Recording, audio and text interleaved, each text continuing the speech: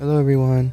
I apologize if this is a really random video coming from me, but I just really like this game. So if you're fine with me talking about non-Toho stuff every now and then, I appreciate your support. I might make more videos like this in the future. So anyways, I hope you enjoy this video on AI Limit.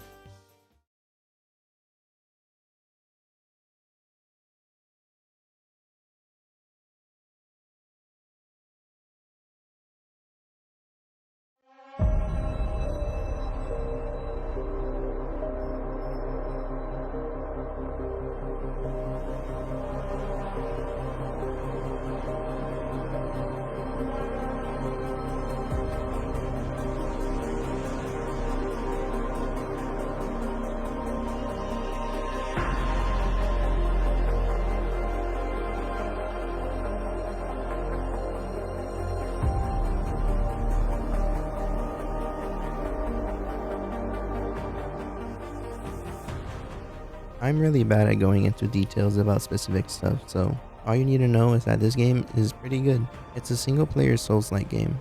If you don't know what that is, I don't either, so don't worry about that. This game is my very first time experiencing this type of genre. It hasn't even been a month since I first started it, and honestly, it's really fun, even if I'm super bad at it. Okay, I'll stop rambling too much. I'll just mostly go over the basics of the game. Like, you can walk, run, jump, or roll.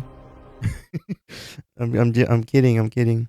There's a ton of different kinds of weapons you can use, and each one has different stats and moves depending on what they are. You've got swords, staffs, or dual wielding drills if that's your thing, I guess.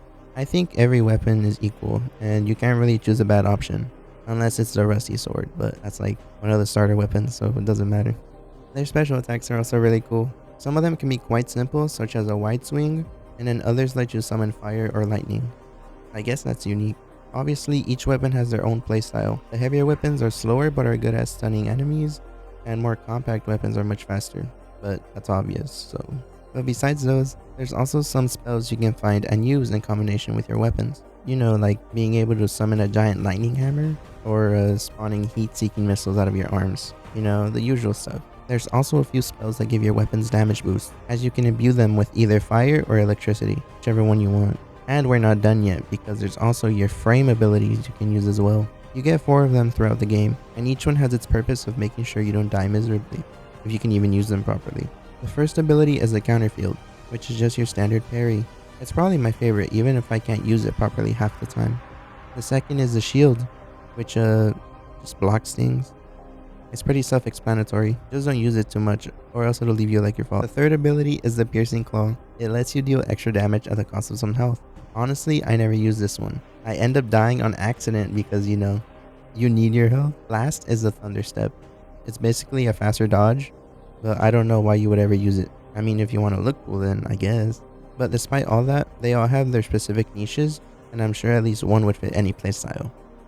And of course, you can't forget about your own stats. They're the most important thing to upgrade alongside your weapons if you don't want to die in one hit.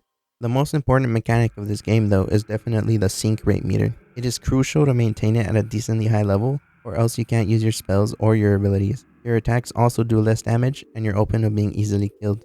If you do have a low level, you can wait it out and regain some of it over time, or do damage to fill up your meter completely. But there's also a few items that can help with regenerating it faster. Speaking of items, you'll also end up using a lot of them as they provide many benefits both during exploration and during fights. Some items heal you over time, some raise your sync rate, and some can help you nullify debuffs.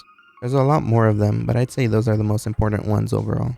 Anyways, moving on from all that boring talk, can I just say that the locations in this game are really good? Yeah, they might be empty sometimes, but they all just work super well together. None of them feel too repetitive, and the map direction is great too. Despite there being a lot to explore, I don't think I ever got lost. Don't get me started on the soundtrack. Vanguard's sound did such a great job at encapsulating the atmosphere of this game amazingly. By the way, they made music for PGR2 if that's your kind of game.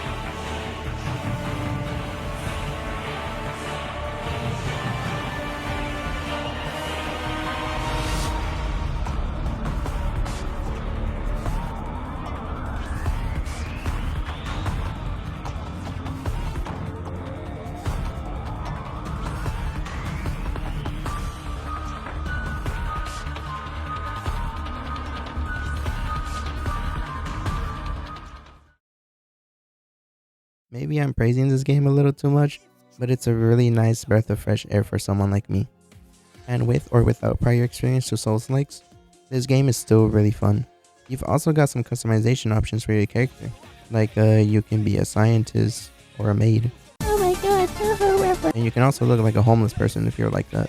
But yeah, there's a lot of different outfits you can make, and they each have specific stats that can be useful in certain areas of the game. The gameplay itself is very smooth, and apart from a few uncommon bugs, it's not very tedious. Unless you willingly try to hate the game, then I don't know what to tell you. There might be a few areas where you end up having to deal with a bunch of enemies that are way stronger than you, but well, it's not too bad. I've had my own moments where I wanted to give up or uninstall the game, but that was just because I have a skill issue, and I still do.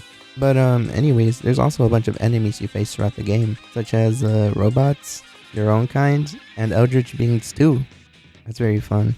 Each boss you run into has their own attack patterns, and if you somehow clear all of them in one try, then honestly, what are you? Because I took forever on some of them. I do not want to go into spoilers because obviously there's a story to this game, and I'd rather you all experience it yourself than watch me talk about it. Maybe another time I will, but for now, just know it's also pretty good. Considering there's 3 endings to the game, there's a bunch of secrets to figure out, and even some secret bosses too, if you're a sneaky little fella. I don't know why I said that like that, I'm sorry. Anyways, AI Limit is a very good game. It's not very expensive either, so honestly, I suggest you give the game a try. The devs are still working on the game through patches and have also dropped free DLC pretty recently too, with more coming on the way soon. This whole video kinda sounds like a sponsor. I just love this game so much, so I apologize for that. Does this technically count as a review? I don't know, but if I had to give it a rating from 1 through 10, I'd say it's a very solid 8. You can 100% argue for that to be higher, but that's not my point here. Anyway, I'm planning to make more videos on this game in the future. I just want more people to discover this gem of a game because it's truly underrated. Anyways, that's all from me today. In conclusion, AI Limit, okay,